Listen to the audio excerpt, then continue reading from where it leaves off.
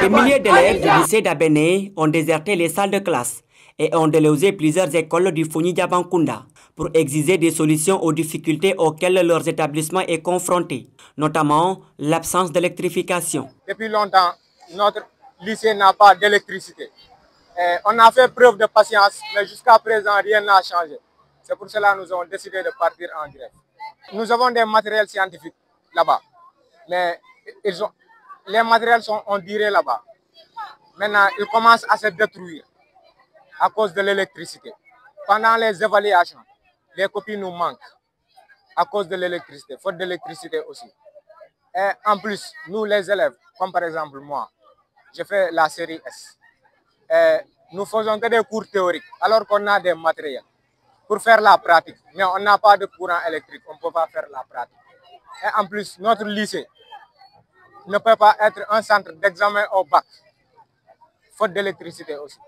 Déterminés à aller jusqu'au bout de leurs revendications, les élèves affirment avoir épuisé tous les recours sans obtenir de réponse satisfaisante. Face à cette situation, ils ont décidé de passer à l'action en lançant un mouvement de grève. Nous avons fait appel à notre administration à plusieurs reprises par rapport à ce problème d'une manière orale et écrite, mais rien n'a changé. Depuis la construction de cet établissement en 2012, toutes les administrations qui se sont succédées ont tout fait pour l'électrifier, mais rien.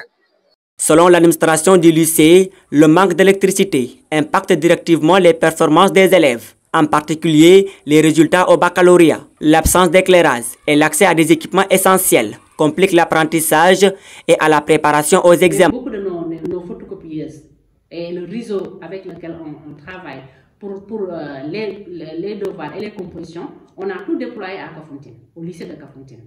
Quand on a devoirs et compositions, on se déplace jusqu'à Kafountine pour faire les photocopies. Alors qu'on a 1019 élèves. Et c'est pas facile. Avec les devoirs harmonisés, tu vas photocopier pour 1019 élèves, pour chaque matière. C'est pénible, c'est très difficile. C'est difficile pour les élèves et c'est difficile aussi pour nous autres administrateurs. Pour le bac, les élèves se déplacent à Kafountine. Les élèves se déplacent à Kafountine sous la pluie. Vous savez, au mois de juillet, ça pleut beaucoup. Les élèves se déplacent à Kafountine pour avoir le Jakarta, aller à Kafountine. Ce sont des problèmes. Des fois, ils arrivent tout mouillés. Et d'ailleurs, c'est la raison pour laquelle on a fait de mauvais résultats cette année. On a eu de très mauvais résultats cette année. On est dernier de la région. Ouais, parce qu'ils se sont déplacés. Avec le moral, psychologiquement, ils n'étaient pas bien. Ils étaient dépaysés en quelque sorte. Donc, on a eu de très mauvais résultats. Et c'est ce qui a même d'ailleurs, ce qui est à l'origine d'ailleurs de cette grève. Je peux dire que c'est la goutte d'eau qui fait déborder le vase.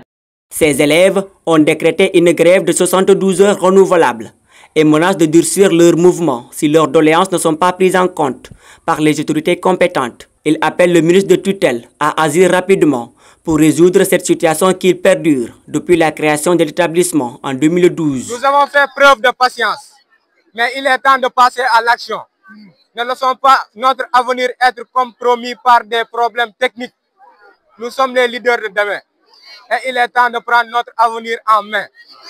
Nous devons nous unir pour faire avancer notre cause. Je vous encourage à nous rejoindre dans notre lutte. Unissons nos forces pour faire pression sur les autorités responsables. Je vous demande donc de vous joindre à nous dans cette lutte. Faisons en sorte que notre appel ne passe pas inaperçu. L'unité fait notre force et ensemble, nous pouvons surmonter cet obstacle.